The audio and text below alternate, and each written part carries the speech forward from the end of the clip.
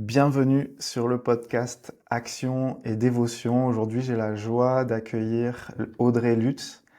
Merci beaucoup d'être là.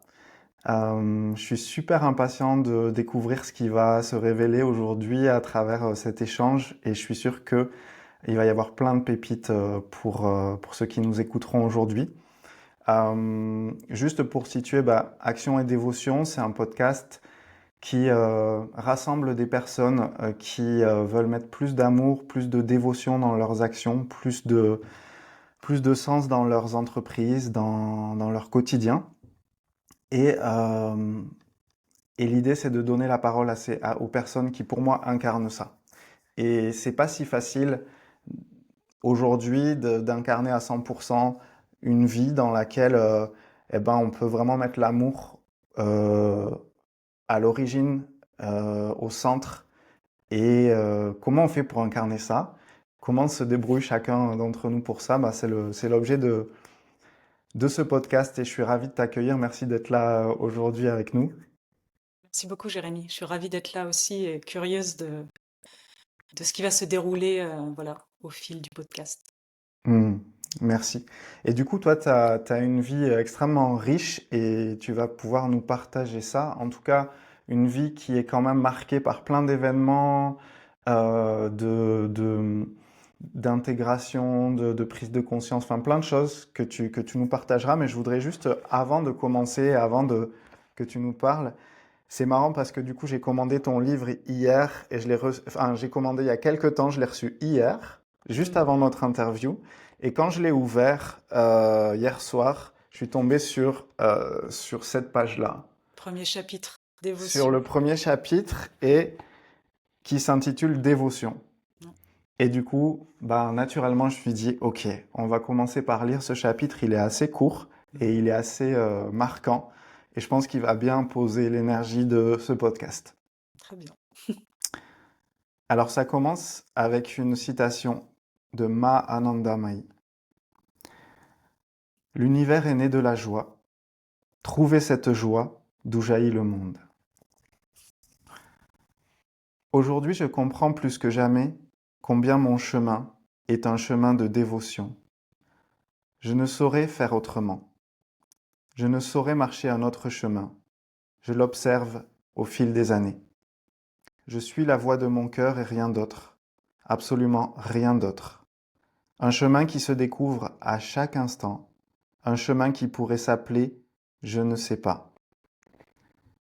Je ne sais pas de quoi demain sera fait, je suis ouverte à tous les possibles. Je ne me mets aucune limite dans ma manifestation au monde. J'écoute et je manifeste, telle une danse infinie, une éternelle renaissance. Et pourtant j'ai des désirs, des envies, des rêves, et ce comme tout être humain.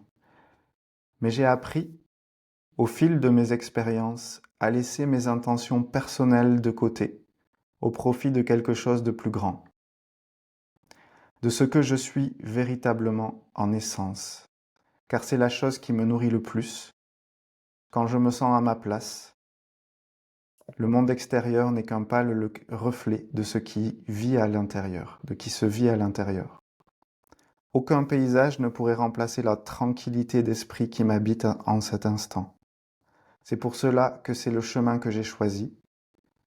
En cela réside ma liberté d'être heureuse en tout état de cause, selon sa volonté. Donc c'est un Merci. texte assez puissant. Merci, Jérémy, parce que déjà, c'est un immense cadeau. C'est la première fois que j'entends quelqu'un lire une page de mon livre comme ça à voix haute. Et je trouve que pour commencer ce podcast, tu me fais déjà un énorme cadeau, en fait. Je trouve que c'est très beau et voilà. Merci beaucoup. Et du coup, tu parles de dévotion dans ce premier chapitre et c'est une bonne question pour commencer. Pour toi, du coup, c'est quoi la dévotion? Ah oui, on va rentrer très dans le sujet là, c'est chouette. La dévotion, c'est pour moi, bon, on va utiliser des mots, voilà, peut-être à définir plus tard, mais pour moi, c'est déjà mettre l'ego complètement de côté, notre personnage, pour s'en remettre à quelque chose de plus grand. Certains l'appellent Dieu, certains l'appellent le grand esprit. d'autres la source, la conscience. En fait, selon les tribus, les différentes cultures, chacun a son mot pour ça. Et d'autres, c'est la nature, en fait, ou même la vie. D'ailleurs, de plus en plus, j'aime dire des fois juste la vie, parce que ça englobe un peu tout, mais après, tous les termes sont juste pour définir ça. Des fois, il m'arrive de dire que je m'en remets à Dieu. J'ai été élevée dans la chrétienté, même si je l'ai rejetée à un moment donné parce qu'elle m'était imposée avec des idées qui n'étaient pas les miennes, dans le sens où j'avais l'impression que ce n'était pas une façon de se mettre au service, mais plutôt de se sacrifier. Et dans mon livre, d'ailleurs, je fais tout un chapitre sur service versus sacrifice versus service, en fait. Enfin, voilà, les deux, pour expliquer pourquoi les deux mots, pour moi, sont des choses différentes. Se mettre au service, c'est vraiment se mettre au service, c'est ça, de plus grand, de notre véritable nature, de ce qui appelle au fond, en fait, de notre âme. Enfin, j'utilise plein de mots comme ça, mais comme ça permettra aux gens peut-être de voir ce qui résonne chez eux, parce que chaque mot a une résonance, puis selon notre vécu, il a une résonance différente. Le mot Dieu, pendant des années, moi, je l'ai rejeté parce que ça me rappelait ce qu'on m'avait imposé de suivre, voilà, tout un cursus catholique. Et j'ai fait mon baptême, ma communion, ma profession de foi, ma confirmation. J'ai servi la messe pendant 3 ans. J'étais vraiment là-dedans, mais avec un discours où ma mère pouvait pas rentrer dans l'église parce qu'elle avait divorcé. Du coup, j'étais en colère contre ce Dieu objet qui me surveillait, qui en plus empêchait ma mère de rentrer. Et je trouvais qu'il n'y avait pas d'amour inconditionnel là-dedans, dans ma compréhension. Donc j'ai vraiment rejeté, oui, un peu tout en bloc en fait, sans jusqu'à voilà un peu plus tard où les expériences de vie ont fait que dans des expériences difficiles, en fait, le Christ est venu à moi à un moment donné de grande désespérance. J'ai passé d'états très difficiles émotionnellement, psychologiquement, l'impression de vivre un enfer dans ma bulle, dans mon univers. Et tout d'un coup, il y a eu, oui, c'est ça, le Christ, c'est lui, en tout cas, voilà, c'est cette représentation qui est venue à moi. Et je suis passée de l'enfer, j'ai envie de dire, au paradis d'un coup. En fait, c'est Hmm. comme si j'ai compris mentalement ce qu'on pouvait appeler enfer et paradis, après chacun a une définition, mais j'étais dans un état de béatitude, de paix totale, comme si en un claquement de doigts, tout l'état de conscience était complètement changé. Et là, j'ai senti en fait qu'il y avait quelque chose d'énorme que j'avais jamais touché intérieurement. Et c'est par cette compréhension qui est venue directement, de manière plus organique, plus directe, que je me suis dit, il y a quelque chose là que j'ai jamais vu. Et il y a quelque chose qu'on a peut-être essayé de pointer dans la religion, mais que moi, j'ai jamais touché. Hmm. Et du coup, Ok. voilà. Ah, super intéressant. Et pour que les gens situent un petit peu ton parcours, avant peut-être aussi d'aller plus en profondeur là-dedans, est-ce que comment tu te décrirais et est-ce que tu peux nous parler un petit peu des différentes étapes que tu as eues dans ta vie pour que les gens puissent se faire une image de ton parcours et de comprendre un peu qui tu es, jusqu'à peut-être nous décrire où tu en es aujourd'hui parce que je sais que voilà, tu as eu plein de métiers différents dans le sport de haut niveau, tu as été pompier aussi, je crois, tu as été conférencière, là tu es auteur, maintenant tu as écrit un ou des livres. Enfin, voilà. Est-ce que tu peux nous en dire plus par rapport à ça? Déjà, j'ai grandi dans un univers de sportifs de haut niveau. Ma maman était en équipe de France d'athlétisme et, euh, et du coup, mon père était aussi sportif et mes deux parents, quand ils ont divorcé, se sont remariés avec des profs de PS. Donc eux-mêmes étaient profs de PS, remariés avec des profs de PS. Donc du coup, j'ai vraiment grandi dans un univers très très sportif où j'ai touché à tous les sports très jeune, avec aussi la chance d'avoir une famille enfin la chance, je sais pas pourquoi je dis ça, c'est rigolo. Mais en tout cas, je trouvais ça chouette que ma famille soit très sportive, mes oncles et tantes sont très sportifs, etc. Mais il y avait quelque chose de poussé à l'extrême. C'est-à-dire que dans ma famille, surtout côté maternel, je dirais, il y a quelque chose qui est poussé à l'excellence tout le temps. Ma tante a fait la diagonale des fous à La Réunion, 170 km dans les montagnes, là, enfin, elle était en équipe de France d'équitation. Mon oncle était à bon niveau en tennis de table. Mon autre tante était, voilà, bref, danseuse professionnelle à Hong Kong. Donc il y a toujours quelque chose qui était poussé à l'extrême comme ça dans plusieurs. Donc c'était très très très exigeant. Et tout le monde a des métiers. Pareil, qui rapportent beaucoup d'argent. Enfin, il y a vraiment cette. J'ai réalisé avec le temps comment j'avais grandi en fait dans un univers qui était poussé à l'excellence en permanence. Parce que même quand j'étais en vacances, que j'arrivais, ma mère était très exigeante déjà envers elle-même et du coup envers moi et mes frères et sœurs. Et en fait, quand j'arrivais chez ma tante, ça continuait, c'est-à-dire que les vacances commençaient, mais c'était parti, il fallait aller dans, voilà, on allait aller faire des choses, mais on allait pousser les choses jusqu'au bout, quoi. Et en même temps, ben, c'est vrai que j'ai eu un moment de rejet avec ça après un burn-out en 2011, parce que j'ai commencé à avoir peur de mon yang en fait. Parce que voilà, j'ai perdu la santé d'un coup. Donc juste pour retracer un petit peu, donc j'ai grandi dans un monde de sportifs de niveau, mais du coup moi très jeune j'ai fait de l'athlétisme aussi. Enfin je me suis spécifiée là-dedans, spécialisée pardon. Et je suis rentrée aussi en équipe de France quand j'avais 17 ans. Ma spécialité moi c'était l'heptathlon. Donc l'heptathlon c'est 7 épreuves qu'on enchaîne sur 2 jours. Il y a 3 courses, 100 mètres haies, 200 mètres, 800 mètres. Euh, Après, soit en longueur, soit en hauteur, lancer de javelot, lancer de poids. Donc c'est quelque chose où on est très coordonné, très polyvalent. Ça demande de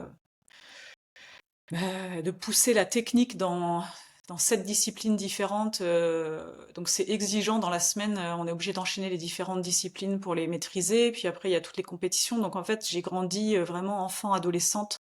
J'ai toujours été sur des stades puisque ma mère était en équipe de France quand j'étais bébé. Enfin, du coup, même bébé, j'étais déjà sur des stades d'athlétisme. J'ai eu ma première licence à 9 ans, puis voilà, après, j'étais donc à 17 ans en équipe de France.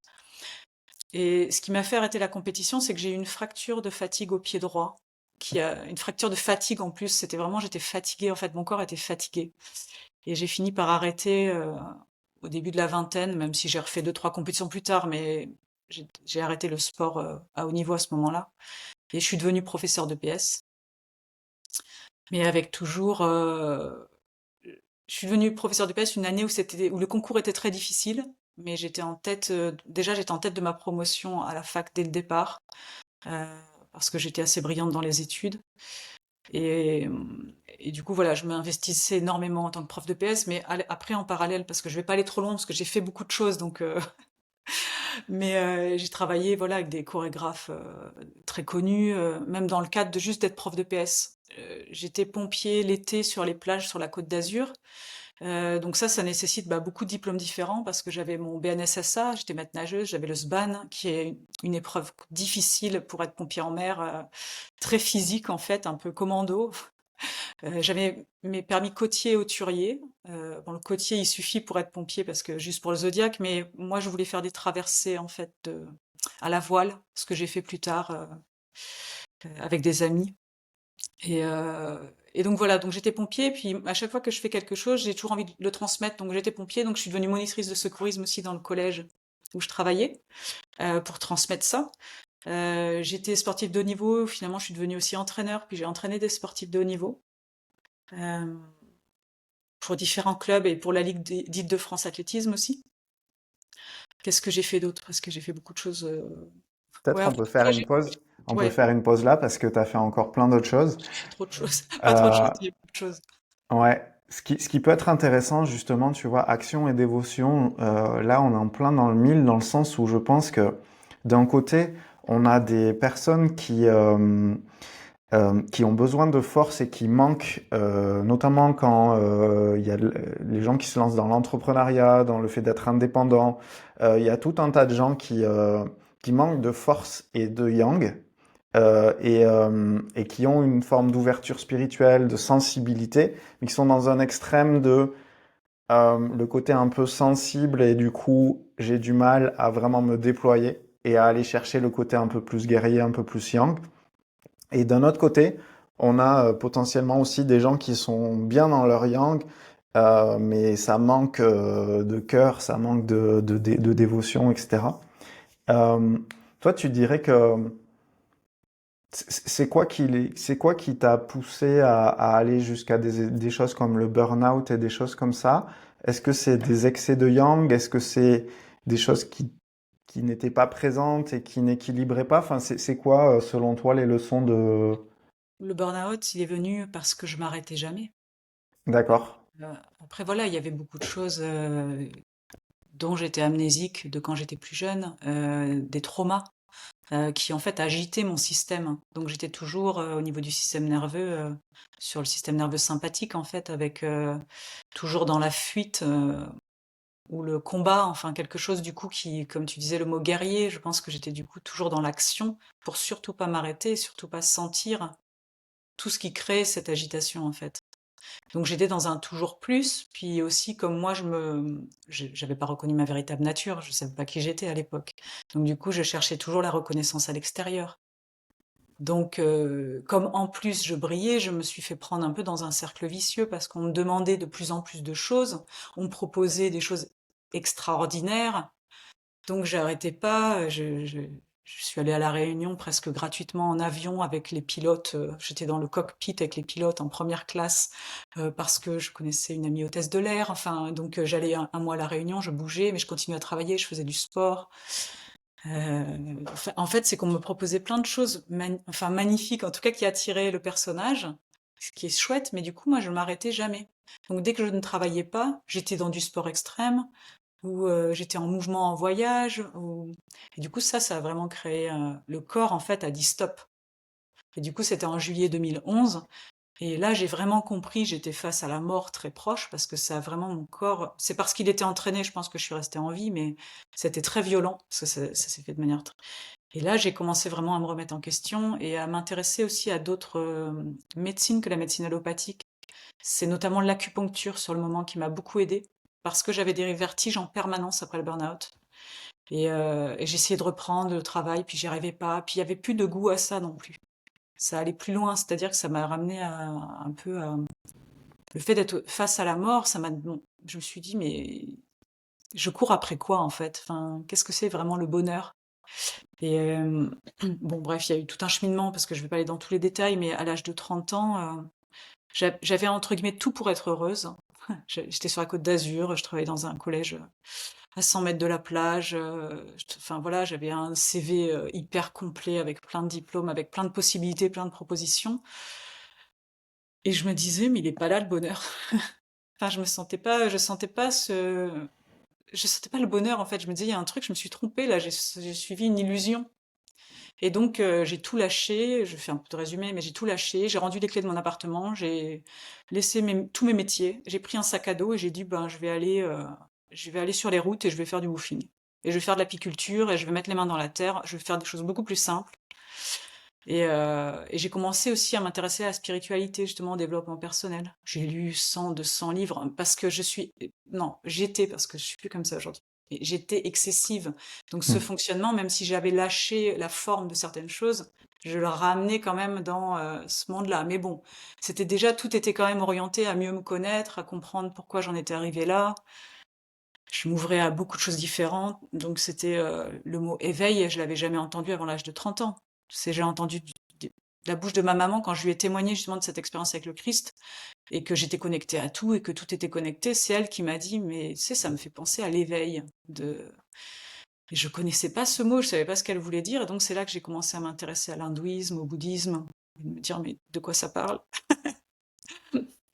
Du coup, Ok. Donc, t'avais une vie qui était sur le papier super classe. hmm. Et malgré tout, il y avait un truc qui te disait, c'est pas ça, quoi. Il manque un truc. Non, en fait, il y avait un vide à l'intérieur. Il y avait un vide. Ok. Enfin, ça, je l'avais pas vu avant, mais je comprenais qu'en fait, je faisais aussi tout ça pour vraiment remplir ce vide. Mais du coup, il Hmm. manquait quelque chose. J'avais du mal à mettre des mots à l'époque, mais il y a eu vraiment cette prise de conscience qui a un peu tout fait basculer. Je me suis dit, Ok. là, ouais, comme une Et donc, à compréhension. partir du moment où tu commences à prendre conscience de ça, euh, tu dirais comment ça se passe pour parce que tu dis du coup les actions étaient là pour combler une sorte de vide. Est-ce que tu penses aujourd'hui que c'est possible d'agir depuis un espace qui est pas pour combler du vide mais qui est autre chose? Est-ce que tu crois que ça c'est possible? Ouais, oui, complètement. Bah, aujourd'hui, je vis plus du tout comme ça. C'est pour ça que c'est intéressant aussi de switcher, parce que du coup, je suis dans l'énergie un peu du passé et de venir vraiment Mm. ici à ce que je vis aujourd'hui, qui est complètement différent. Mm. Je suis plus du tout la même personne dans la manière d'agir. J'ai envie de dire, moi, j'agis sans effort. Mm. Ok. J'ai, j'agis quand l'énergie est là. Si c'est pas là, je le fais pas. Moi, je suis juste au service, en fait. Je suis au service de la vie. Du coup, ça que j'appelle la dévotion. C'est-à-dire que je ne suis pas, je peux avoir des désirs, je peux avoir des rêves, des choses comme ça. Mais si je sens pas l'appel de mon âme, je sens pas que par mon intuition, c'est ce que j'ai à faire dans l'instant, je vais pas le faire. Ok. Et si je dois faire des choses, par exemple, en ce moment, je suis appelée à l'écriture tout le temps. Ça m'a demandé d'arrêter parce que ces dernières années, j'accompagnais justement les gens avec de la danse en conscience, avec un outil qui s'appelle Movement of Life que Carmel Six, qui est belge, a créé cette structure qui est vraiment une écoute du mouvement. Mais en fait, c'est une écoute de la vie à chaque instant et comment on écoute en fait dans l'instant ce qui est juste pour nous et comment on passe à l'action derrière. Et donc, j'ai transmis cet outil pendant 5 ans à des centaines de personnes, euh, peut-être plus, je sais pas, mais en tout cas beaucoup, beaucoup de gens. Et parce que c'est vraiment une écoute du corps de qu'est-ce qui est là dans l'instant là. Et en fait, moi, ça m'a demandé l'année dernière d'arrêter avec cet outil et de passer juste à l'écriture, d'écrire. Et il y a eu une frustration, entre guillemets, pour le personnage, parce que j'adorais faire ça. Mais ça n'était plus là, en tout cas, j'étais plus appelée intérieurement à continuer dans cette voie-là, mais aller dans une voie d'écriture et vraiment d'écrire, d'écrire, d'écrire. Euh, et du coup, c'est ce que je fais. J'ai arrêté et maintenant, en ce moment, j'écris. Et donc, j'ai écrit ce livre. Ça s'est fait d'une manière hyper fluide, même si j'ai écrit énormément d'heures. Ce que j'ai réalisé avec l'écriture de ce livre, c'est que je recevais la même énergie que quand je dansais. Enfin, quand je dis danser, c'est surtout être en conscience avec son corps, hein. Mais en fait, quand j'écris, je vois de la lumière, en fait, puis j'ai beaucoup d'énergie qui vient, et ça vient comme réharmoniser aussi plein de choses dans mon corps. Et du coup, la vibration passe dans les écrits aussi. C'est pour ça que je sens que ce livre, on m'a beaucoup renvoyé aussi le fait qu'il était vibratoire, mais c'est parce que c'est l'énergie qui traverse, qui passe à travers ça. Et du coup, voilà, c'est cette énergie de service. Et l'énergie de service, pour moi, c'est le plus grand restaurateur d'équilibre. C'est Hélène Caddy qui dit ça, une anglaise, enfin qui est décédée maintenant, mais c'est vraiment une voie de guérison, en fait, le service. Parce qu'on se met complètement en dévotion, en ouverture à quelque chose de plus grand. Pour servir, c'est vraiment de l'abnégation, c'est mettre un genou au sol, en fait, et se... Ouais, c'est ça, enfin... Mm. C'est intéressant parce que tu vois, moi qui côtoie beaucoup d'entrepreneurs débutants, intermédiaires et aussi avancés, euh, il y a, dans ce que tu dis, il y a comme toute une palette de nuances à apporter, en tout cas où j'aimerais bien voir ton avis sur le fait que quand tu dis en fait que toi tu t'écoutes et tu fais exactement ce que tu sens qui est juste dans le moment, et du coup tu agis sans effort, c'est intéressant parce que en même temps qu'il y a ça, je vois beaucoup de gens qui justement n'avancent pas dans leurs projets, dans leurs activités, euh, parce qu'il y a aussi pas de consistance en fait dans le suivi, dans le fait de poser des actions et de continuer, de poser des actions et de continuer de passer à l'action en fait. C'est pour ça justement action et dévotion. Euh, Justement, c'est quoi que tu dirais par rapport à ça dans un certain milieu où ça manque de passage à l'action et il y a ce truc de je m'écoute, mais j'ai Ouais. l'impression qu'il y a aussi un piège à l'intérieur. Donc c'est quoi les nuances que tu pourrais apporter à ça? Déjà, je dirais, vous êtes capable de bien plus que ce que vous imaginez. Ok. Je commencerai vraiment par ça. Vous êtes capable de bien plus que ce que vous imaginez. Par le mental. C'est vraiment de l'expérience aussi. Et, euh, et parce que souvent, par observation chez d'autres personnes, et même et chez moi à une petite période, parce que c'est vrai que le passage à l'action n'est pas trop compliqué chez moi. Par mon éducation, ça a été plutôt l'inverse que j'ai dû apprendre, mais c'est quand on ne fait pas que c'est difficile, que ça devient difficile. En fait, moins on fait, plus ça devient difficile. Par exemple, je te disais juste avant qu'on commence, tiens, ça fait un petit moment que j'ai plus refait de podcast, même si je suis passée à la radio il y a pas longtemps, mais et du coup, il y a toujours il y a un petit questionnement mental, c'est bah, est-ce que ça va le faire ou je ne sais pas quoi. Mais en fait, si je m'arrête à ça et que je dis non, j'ai peur ou non, je fais pas, bah, je vais rester dans cette peur et je vais entretenir ça. Et comme je serais pas passée à l'action, j'aurais même pas vérifié que j'étais capable de le faire. Tandis que tu vois, à peine, voilà, moi j'observe ça, mais je sais que ça va pas m'empêcher de passer à l'action. Hop, on allume la vidéo, on le fait. Et là, je suis dans une fluidité, je me sens très détendue et il n'y a aucune pression. Mais c'est parce que je fais et que j'ose faire que j'ai cette tranquillité d'esprit, parce que je vois bien qu'en fait, ça fait à travers moi. Et puis j'ai aussi lâché l'idée de perfection, j'ai lâché l'idée de bah, d'être une guerrière en fait. Hein. Ma plus grande force aujourd'hui, c'est ma vulnérabilité, donc j'ai aucun problème à être imparfaite, à être vulnérable. Je veux dire, même si là je devais avoir des émotions qui viennent, elles seraient totalement ok, elles seraient totalement embrassées pour moi, parce que je sais que je donne des autorisations. Je donne, si moi par exemple j'ai une émotion qui monte et que je m'autorise, je vais autoriser la personne qui regarde à dire c'est ok, t'as droit des fois de craquer, t'as droit de douter, t'as droit de penser que t'es pas capable, c'est ok en fait, y a pas de problème avec ça. Mais vas-y, fais un petit pas de plus. Un petit pas, il n'y a pas besoin de faire beaucoup, mais vas-y, passe à l'action. T'as peur d'aller parler à ce monsieur? Bah vas-y, fais-le. Il va rien t'arriver en fait. C'est vraiment des tout petits pas au début. Il n'y a pas besoin de faire des grandes choses. Au contraire, c'est vraiment. Je crois que c'est la méthode. Ouais, c'est la méthode Kaizen au Japon. J'en parle dans le livre, il me semble. Où c'est vraiment l'amélioration continue. C'est faire des tout petits pas comme ça et pour reprendre confiance. Par exemple, depuis 2 mois là, j'ai senti avec mon livre où on me demande beaucoup de choses avec les médias, enfin de plus en plus, je me suis dit, il faut que moi j'ai quelque chose de solide là. Et donc j'avais arrêté un peu mes routines, enfin, parce que j'écoute toujours le mouvement, puis il y a eu un moment donné, c'était lâcher de grappe, mais du coup je me suis rendu compte que quand je fais pas de yoga le matin, quand je fais pas du tout de méditation dans la journée et tout ça, en fait je suis moins disponible. C'est la journée est finalement plus difficile, alors que là, ça fait 1 mois et demi que tous les matins, je me lève, je fais des exercices de respiration, j'en parle dans le livre. Derrière, je fais un quart d'heure de yoga, mais je me mets aucune pression.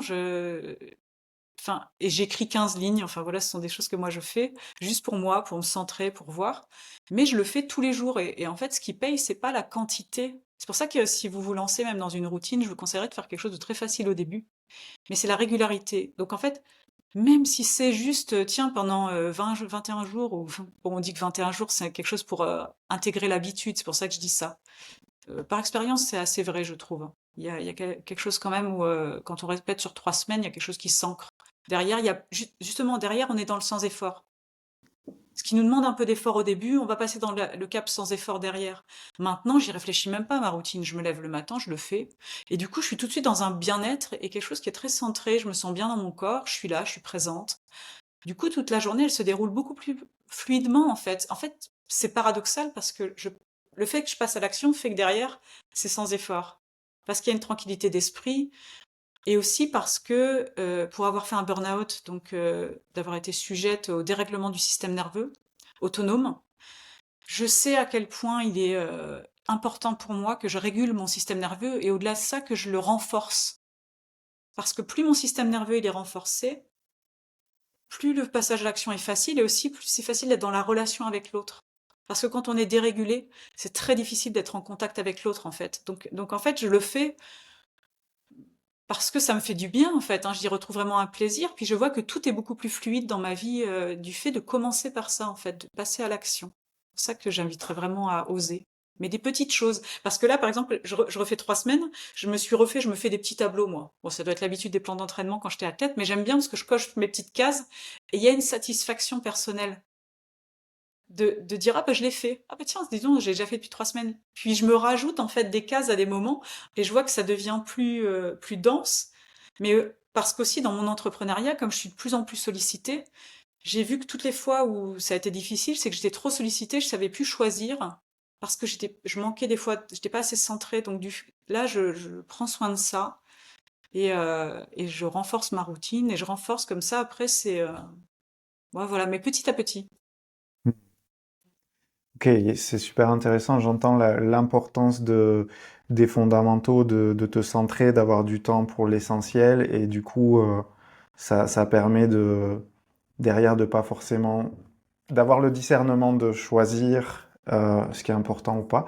Et justement, dans le fait de choisir, dans le fait de discerner, j'entends que finalement, il y aurait comme En fait, finalement, à chaque instant, il y a un milliard de choix qui s'offrent à nous. On a l'impression qu'on n'a pas tellement le choix entre différentes choses, mais on pourrait faire, en réalité, là, dans l'instant d'après, on pourrait faire plein de choses différentes. Je pourrais me lever, partir, prendre la voiture, aller à l'autre bout de la France. Je pourrais, je sais pas, aller voir, enfin, faire n'importe quoi.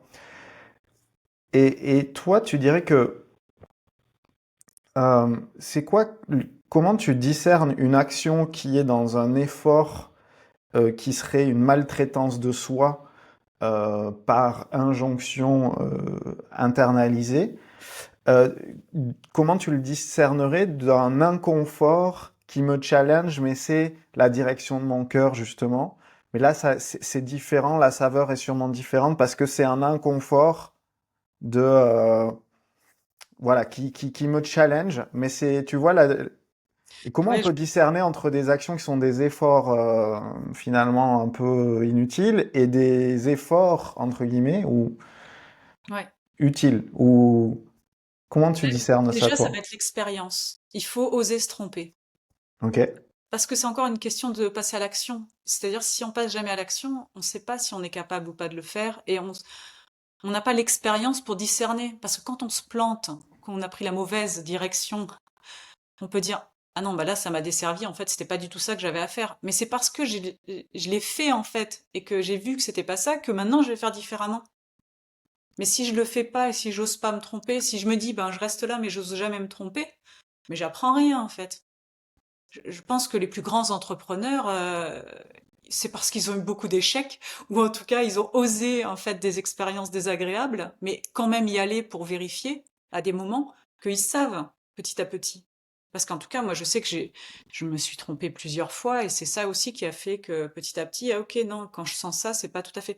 Moi, je m'appuie beaucoup sur mon corps, je le sens dans mon corps. Après, ça fait partie aussi de mon vécu avec ma chute. Donc, il faut que je le dise brièvement, peut-être pour ceux qui connaissent pas mon histoire, mais quand j'avais 31 ans, fin décembre 2015, bon, j'ai eu une grosse épreuve quand même dans ma vie, grosse décompensation psychique, qui m'a menée bon, à faire une chute assez grave quand même, puisque j'étais déclarée décédée sur mon dossier médical, donc c'est quand même pas rien. Donc, et quand je suis sortie du coma, j'avais des centaines de fractures, c'est ce que m'ont dit les médecins, c'est-à-dire que j'avais 0% d'autonomie, mes bras étaient fracturés, j'avais des bras dans le plâtre, un coude au corps, mes 7 côtes avaient perforé le poumon parce qu'elles avaient cassé, la crête iliaque, cervicale, dorsale, tout. Donc en fait, j'avais plus d'autonomie, c'est-à-dire je me suis réveillée du coma avec, on me faisait manger à la petite cuillère, moi je pouvais pas du tout bouger. Donc j'ai dû réapprendre à me servir de mes mains, à me servir de mes bras, retrouver la posture assise, retrouver la posture debout. Donc ça a été quand même un énorme cheminement de guérison. Euh, je vais pas aller trop loin là. Si certains sont intéressés, peuvent lire le livre. Mais parce que voilà, je prends vraiment le temps de poser ça sur le papier pour expliquer. Mais j'ai fait une expérience de mort imminente aussi quand même qui a fait basculer ma conscience et j'ai compris en fait que je n'étais pas ce corps. Donc en fait, réveillée après le coma, j'étais dans une joie sans condition. J'ai dit des fois, ça a été l'un des plus beaux jours de ma vie. Enfin, c'est paradoxal, hein, je souhaite ça à personne et j'ai pas du tout envie moi de revivre ça aujourd'hui. Mais en fait, j'avais ce corps cassé et je savais tellement qui j'étais véritablement qu'en fait, je le regardais, mais ça n'avait pas d'importance. C'était pas grave, c'était l'expérience qui était comme ça. Même ce qui s'était passé avant, ça s'était passé comme ça. C'était ce qui était en fait, donc c'était pas grave. Donc là, j'étais vraiment positionnée intérieurement à un endroit de non-jugement, de reconnaissance totale en fait de qui je suis. Et, euh, et donc derrière cette reconstruction physique, en fait, donc depuis 2015, pour moi, elle a été un immense cadeau, même si je souhaite à personne de devoir passer par des épreuves comme ça. Je souhaite simplement que tout le monde puisse avancer dans la douceur. Et si on peut tout apprendre dans la douceur, la leçon de mon expérience, en tout cas, elle est que j'ai pas vécu ça pour partager au monde qu'il faut souffrir, pas du tout. C'est plutôt soyez doux avec vous-même, en fait. Parce que il y a une phrase qui me revenait souvent, c'est un jour j'ai laissé entrer en moi la douceur et tout est devenu possible. Pour moi, mon expérience était tellement violente, en fait, que pour ramener l'équilibre, il fallait que j'amène un extrême douceur à l'opposé. C'était tellement violent qu'il me fallait de la douceur. Donc en fait, mon seul objectif au quotidien était toujours de ramener beaucoup plus de douceur et encore plus de douceur et accueillir mes émotions. et prendre soin et pas vouloir aller trop vite et ah bah tiens j'ai voulu marcher, j'en ai trop fait, maintenant je peux plus revenir chez moi presque. Enfin, il y avait des choses comme ça où c'est arrivé que mon père vienne me chercher, hein, parce que j'en avais fait un peu trop. Je réapprenais avec ce corps handicapé au départ. Et puis bon, ce que j'ai témoigné et ce que je témoigne dans le livre, c'est que très rapidement, avec ma compréhension de la régénération, la réalisation de ma véritable nature, j'ai guéri vite. Je vis sans aucune douleur depuis des années, hein. Et à peine un an après ma chute, déjà, j'avais pas de douleur du tout. Je suis intervenue au Québec, je suis allée en Belgique plusieurs fois. Enfin, je veux dire, mais tout ça, en fait, si j'ai pu faire autant de choses malgré le handicap, et la reconstruction et tout, c'est parce que j'étais toujours dans une écoute fine de qu'est-ce qui m'est demandé dans l'instant. Donc, quand tu disais il y a plein de choix, pour moi, oui, il y a plein de choix, mais en fait, si on est vraiment aligné tout le temps, il y a un choix qui est vraiment juste dans l'instant. En tout cas, pour guérir comme j'ai guéri, par expérience, j'ai guéri parce que j'étais dans cette voie directe et ce sans compromis. C'est vraiment sans compromis, quoi. Des fois, je m'amuse à dire, c'est la voie du samouraï. J'ai jamais dit, je n'écris pas dans le livre comme ça, mais moi, je le vis comme ça des fois. C'est quelque chose de très, ok, c'est ça qu'il y a à faire en ce moment, c'est ça que je fais. Quand j'ai entendu de partir au Québec donner des sessions de danse, j'avais eu un trauma crânien aussi, donc on m'a ouvert 2 fois la tête. J'ai vraiment tout cassé, hein. Et les médecins étaient complètement contre. Pour eux, je risquais la crise d'épilepsie dans l'avion, et moi, ça me disait vas-y. Mais j'y suis allée. Et ça s'est bien passé, mais j'avais quand même un mot de tête, hein, j'avais mis des bas de contention, mais ma guérison, elle m'a demandé énormément de courage parce que je suis allée à l'encontre, en fait, de beaucoup d'avis médicaux, mais c'est ma petite voix intérieure qui dit la chose juste, en fait. C'est mon âme qui sait et c'est pas l'extérieur. Donc, du coup, c'est vraiment ouvrir des nouvelles voies, en fait. Mais ça demande, en effet, de l'abnégation, du courage, de la dévotion, jusqu'au bout, en fait, parce que du coup, tout ce qui est cru par les médecins, par certains médecins, toutes les fausses croyances en fait qui sont dans notre société, c'était comme déconstruire tout ça en fait. Et voilà, et je dis pas que les médecins ont toujours tort, hein. Des fois, il y a raison. Et puis, j'ai beaucoup de gratitude pour ces personnes qui m'ont opéré, qui ont permis que le cerveau soit intact, comme m'a dit mon neurochirurgien. Enfin, tu vois, heureusement que les gens sont intervenus sur mon corps, j'en suis reconnaissante. Mais il y a aussi, il faut être conscient que quand on voit un médecin, il a aussi son champ de croyances, il a aussi son expérience, et c'est comment on garde notre pouvoir, en fait. C'est vraiment cette souveraineté. C'est pas dire ah, c'est n'importe quoi ce qu'il raconte et tout. Non, attends, quand la personne parle, peu importe que ce soit un médecin ou autre, est-ce que ça résonne là? Est-ce que ça dit oui ou non? Quand mon médecin il me dit oh là là, vous avez risqué la crise d'épilepsie et tout, je sens que c'est pas vrai, en tout cas, c'est pas comme ça que je le reçois moi. Donc après, par contre, en effet, où ça demande le courage, c'est ok, ben j'y vais. Donc c'est pour ça aussi, voilà, je pense que moi j'ai cet appui du corps, ou en tout cas, à force d'avoir écouté mon corps, maintenant je sens dans mon corps si ça ferme ou si ça ouvre. Et après, j'ai aussi, à force de distinguer le mental et l'intuition, mais c'est pareil, c'est ça, c'est du discernement, c'est des essais-erreurs à des moments. Je distingue la voix de mon âme ou mon intuition de ce qui est une agitation mentale. Mais ce qui m'aide aussi, c'est cette pratique du yoga ou de la méditation. Avant, j'ai beaucoup dansé. Il y a plein de pratiques pour ramener le calme dans l'esprit. Mais pour moi, ça me semble essentiel quand on est très agité d'avoir une pratique, et même de la peinture, du dessin, j'en sais rien, chanter. Moi, j'adore chanter. Je sais que toi, tu fais beaucoup ça aussi, mais c'est trouver quelque chose aussi qui apaise un peu le mental. C'est plus facile d'entendre notre intuition quand on est centré. Et ouais, voilà. J'essaie de pas trop parler parce qu'après je peux aller loin, mais Non, non, c'est top.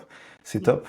Et tu dirais que c'est quoi qui fait la différence entre quelqu'un qui a eu une expérience spirituelle forte et qui derrière a du mal à l'incarner, a du mal à avoir une vie qui s'aligne à ça, c'est-à-dire il y a comme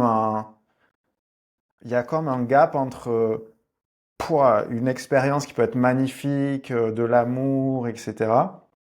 Et dans la matière, c'est compliqué, quoi. Tu dirais que c'est quoi, comment toi, ça s'incarne en fait? Tu vois, comment tu t'es pas resté dans, ok, j'ai vécu ça à un niveau subtil, mais dans ma chair, je le vis, dans mon quotidien, je le vis. Comment ça se joue? Le mot qui me vient quand tu dis tout ça, c'est oui. Il faut dire oui. Oui à ce qui est là. Oui. Oui au fait que je sais pas. Oui au fait que c'est une journée pourrie. Non, mais vraiment, le oui à l'expérience, en fait, à la réalité. Pas à ce que je voudrais moi. Non, là, tout de suite, je me réveille, j'ai mal dormi, c'est chiant, il fait pas beau, j'en sais rien, mais je dis oui. Et moi, j'ai vraiment cette posture d'accueil, en fait, totale. De, ok, c'est comme ça. Et en fait, le fait d'embrasser totalement ce qui est là, ça fait qu'il y a quelque chose qui se dissout. Mais c'est pas dire oui pour que ça se dissolve, c'est dire un vrai oui. Un vrai oui à ce qui est là. Et après, le reste, ça m'appartient pas. Mais par expérience, euh, je l'ai écrit dans mon livre, je sais plus qui l'a dit déjà, ce qu'on embrasse s'efface et ce à quoi on résiste persiste. C'est Carl Gustav Jung, je crois, qui a dit ça. Écoute, je l'ai écrit dans mon livre, j'ai un peu honte, mais bon, bref. En tout cas, l'esprit est là. Mais c'est vraiment de dire, ouais, de dire un oui à tout ce qui est là. Et plus on fait ça, plus il y a quelque chose qui va s'incarner parce qu'on accepte la réalité. Et on accepte aussi notre incarnation. Il y a un peu un oui, c'est Aruna Liptich, je sais plus comment ça se prononce, qui dit ça dans son livre. J'aime beaucoup son dernier livre, Apprendre, ça s'aimer. Non, apprendre, ça s'apprend. Aimer, ça s'apprend. J'arrive plus à je suis en train de fatiguer là. Aimer, ça s'apprend. C'est comme ça qu'il s'appelle son livre. Et elle dit qu'il faut dire oui à sa naissance, en fait. Ne pas être dans un déni d'incarnation. Et moi, je sens qu'il y a vraiment ce oui à la réalité telle qu'elle est là. Par exemple, tu vois, là, je bafouille. Il y a mon mental qui vient, et c'est intéressant parce qu'il n'y a pas d'erreur dans le plan divin. Et sur le moment, je me dis, le mental, il vient, il se dit, attends, t'es en train de faire une conférence et tu parles comme ça et tu bafouilles, tu trouves plus tes mots. Mais moi, je sais, à un autre niveau, qu'il n'y a pas eu de hasard. Et je me dis, tiens, pourquoi ça a fait ça? C'est quelque chose qui m'est jamais arrivé en conférence. Et en fait, c'est exactement ça. C'est oui au fait que j'ai pas trouvé mes mots et que je sais même pas pourquoi j'ai pas trouvé mes mots parce que d'habitude c'est juste et tout vient tout de suite. Mais j'ai pas de problème avec ça, en fait, il y a aucun jugement. Tu vois, je vais pas te demander de couper. Je vais pas te dire, ah, surtout tu coupes ça, comme j'ai mon ego à sauver parce que j'ai confondu des mots. Non, il y a pas du tout ça. Au contraire, il y a un truc qui rigole un peu. Et puis je me dis, les gens, si ça peut leur donner, enfin, si les personnes qui écoutent, ça peut leur donner l'autorisation de bafouer, d'être imparfait et de dire, mais pourquoi ça m'arrive là? Le problème, c'est cette contraction qu'on peut avoir. En fait, c'est ça, c'est de vivre dans une détente. Mince, j'ai bafoué, mais même encore plus loin, de l'enfant expiègle, c'est presque rigolo en fait, tu vois. Il y a un truc, moi en tout cas, qui m'amuse parce que c'est un peu cette innocence. C'est ok, on n'est pas parfait, on est des humains, des fois, il y a un truc mais on sait pas pourquoi ça s'est passé comme ça. Mais il n'y a pas d'erreur. Parce qu'en fait, si ça on le voit comme une erreur, on va dire non, vite on coupe et l'ego il va faire ça, hein. On coupe au montage, on reprend, on va faire que tout est parfait, on va faire croire aux gens et aux autres entrepreneurs que nous, on est nickel, quoi. Nous, on fait jamais d'erreur, nos mots, ils sont toujours clairs. Et du coup, non, en tout cas, moi, c'est pas du tout ce que j'ai envie de transmettre. C'est soyez imparfait, et c'est ça, d'accepter vraiment la réalité comme elle est, quoi. Et en fait, c'est ça qui fait qu'on se déploie et qu'on trouve plus de clarté et que moi, je pense que ça fait partie beaucoup de ma guérison aussi, le fait d'être, finalement, je suis devenue très douce avec moi. De, c'est ok, bah, il y a des fois, j'étais déprimée où je pleurais seule dans mon lit. Bon, bah, j'ai eu quand même des centaines de fractures, quoi. Il y a de quoi être, il y a de quoi être pas en forme à certains moments, mais j'étais dans un grand oui tout le temps. C'est ok, t'es fatigué, ok, t'aimerais que ça aille plus vite, ok, c'est pas ça. Mais le fait d'être dans cet accueil et ce oui tout le temps, finalement, j'ai guéri très vite.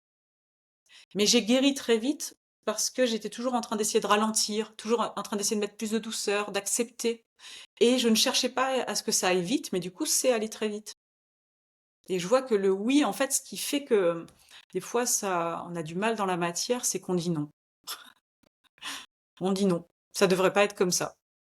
Hmm. J'aurais pas dû me tromper sur mes mots tout à l'heure. Non, moi je le sais. Ça aurait pas dû être comme ça. Mais en fait, Hmm. c'est comme ça. Et ça s'est passé. Et je peux plus revenir sur le passé parce que ça s'est passé. Donc, je peux me dire pendant 15 jours, la honte pendant la conférence, j'ai bafoué sur des mots, ou je peux juste rigoler et dire, ouais, bon, bah, c'était là juste pour que je puisse dérouler ma pensée derrière et expliquer cela. Donc, c'était utile, en fait. Si c'était pas arrivé, j'aurais pas pu dérouler ma pensée et expliquer tout ça par rapport à ce bug. C'est chouette, merci. Peut-être pour terminer, on a parlé finalement de comment Comment écouter cette part de nous plus subtile, cette part de douceur, de dévotion. Tu dirais quoi à des gens qui ont besoin de trouver de la force, à des gens qui ont besoin de retrouver leur feu intérieur, euh, et en même temps, aujourd'hui, c'est quoi ton rapport avec la performance, avec le côté yang et le côté feu? Où tu le situes? Parce que j'imagine il t'a servi aussi, il t'a desservi, mais il t'a aussi servi. Quelle place ça a aujourd'hui dans ta vie et tu conseillerais quoi à des gens qui ont besoin de cette énergie-là? J'ai l'impression que le mot performance, je l'ai banni de mon univers. Ok. C'est euh, c'est un peu en échangeant avec Pierre Mézières que j'ai trouvé intéressant notre discussion autour de la performance. Est-ce que lui, il amène avec ça, d'être OK avec ça et que c'est OK de vouloir être performant? En fait, il n'y a pas de problème.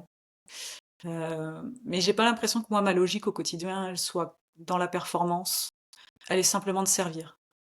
Moi, j'ai l'impression d'être née juste pour servir. Donc du coup, je cherche pas.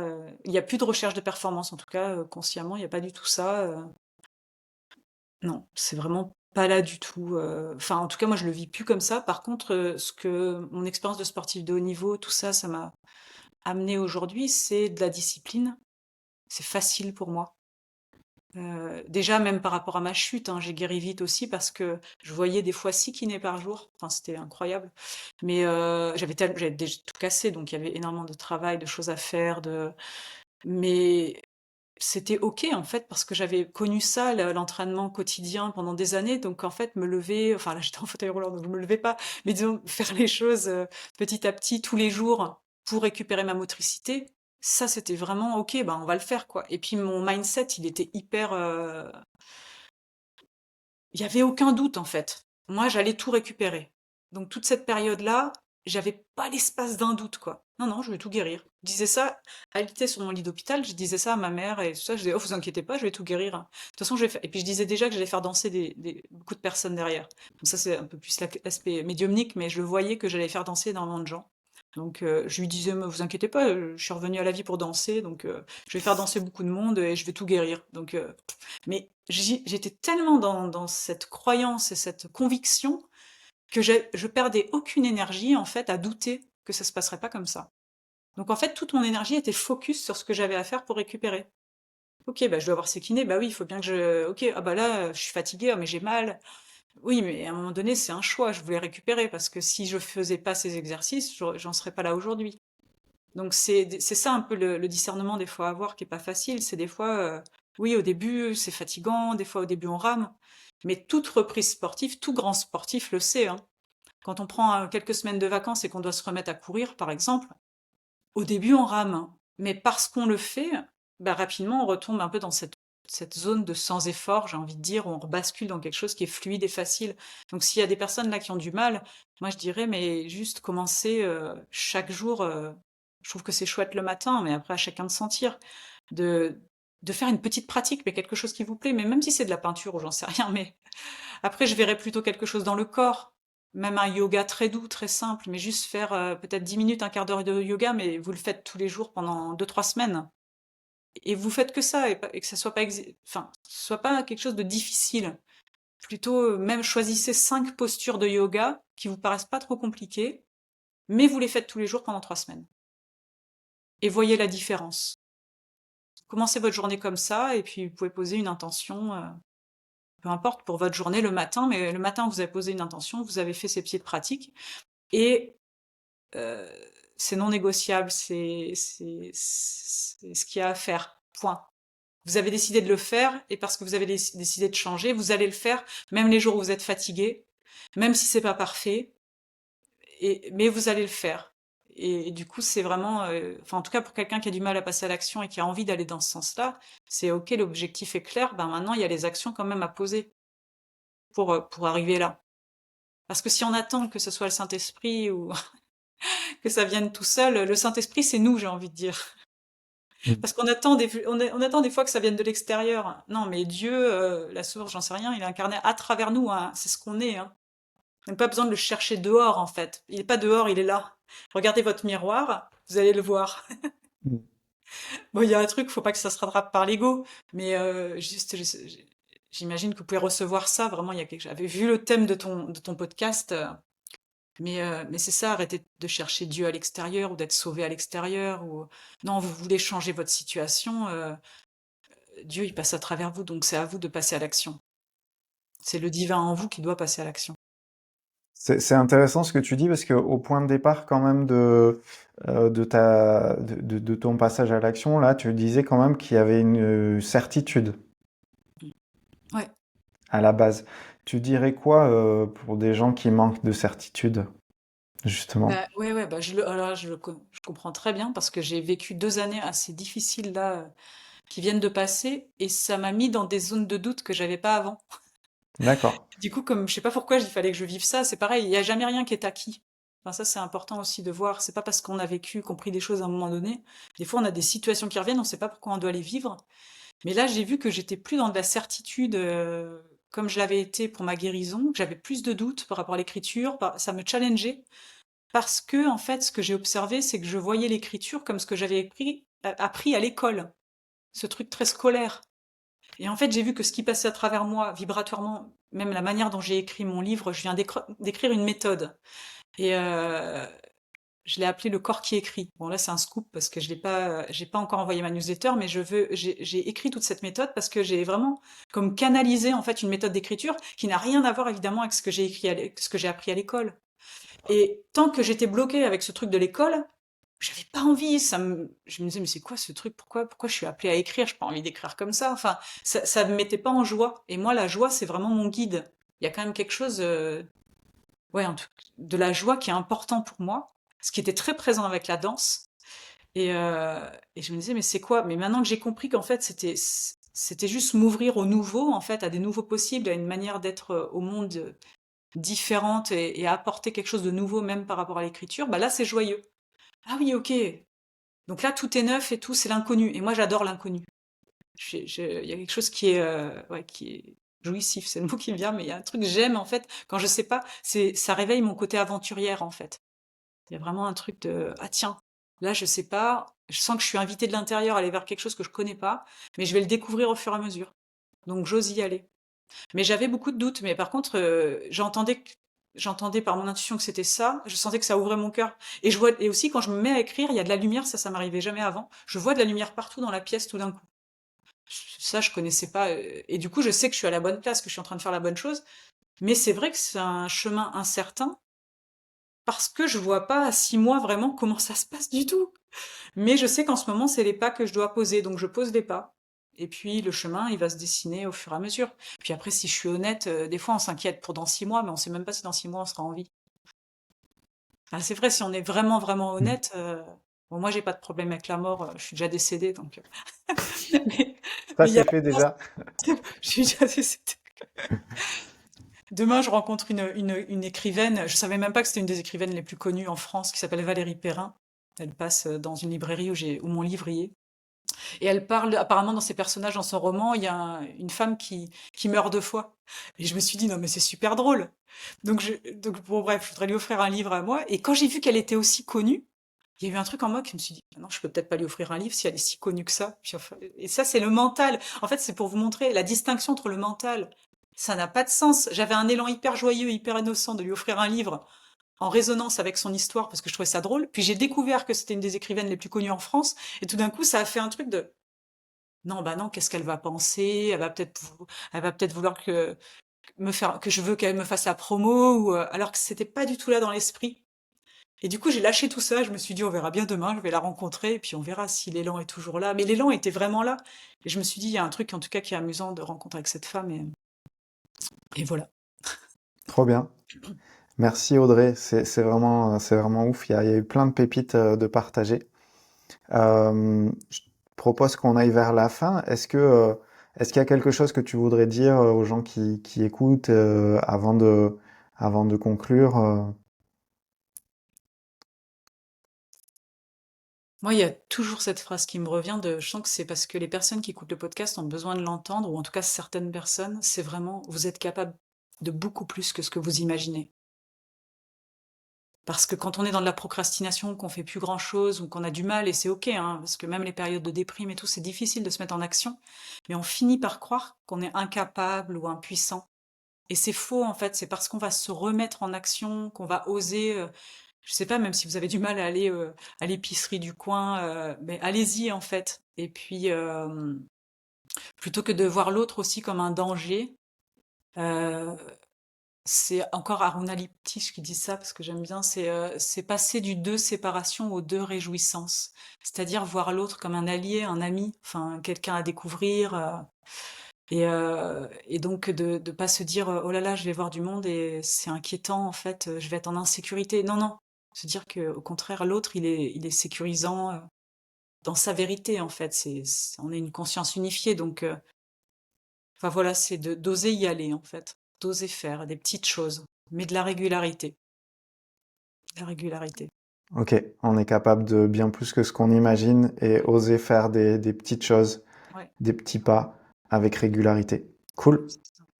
trop bien. Eh ben, c'était vraiment super. Je rappelle qu'il y a un livre qui sort Il, là, ça fait pas longtemps hein, qu'il est sorti. il est sorti le 19 juillet 2024 là. Il est déjà acheté en Nouvelle-Zélande, au Québec, en Suisse, en Belgique, en France, Australie. Régénération, résilience et réalisation. C'est ça. Audrey Lutz. Ouais, Bon, aux super. éditions Et Maillet. puis après, les gens te trouvent sur Facebook, ton site internet, tout Ouais, ça. ben, ils peuvent aller directement sur le site internet parce qu'après j'ai tous mes liens aussi de réseau, j'ai ma newsletter, enfin s'ils veulent s'inscrire, c'est audreylutz.fr, minuscule, audreylutz.fr, et à partir de là, il y a tous mes réseaux sociaux, on peut s'inscrire à la newsletter, il y a mon livre avec par exemple le lien des éditions Maya où il y a aucun frais de port partout dans le monde. Donc même des gens, voilà, ceux qui ont acheté en Nouvelle-Zélande, en fait, ils n'ont pas de frais de port, donc c'est quand même assez énorme. Donc s'ils passent par ce lien-là, parce qu'après vous pouvez l'avoir sur la Fnac, en librairie, pour le moment, je ne sais pas exactement où il est, à Besançon, voilà, il est au Grand Forum et à la Maison du Livre et de la Presse, mais je ne sais pas s'il y a des bisontins qui nous écoutent. Trop bien. En tout cas, un grand merci Audrey d'avoir été là aujourd'hui. Merci beaucoup, Jérémy, merci pour ton Ouais, invitation. C'est chouette. à bientôt.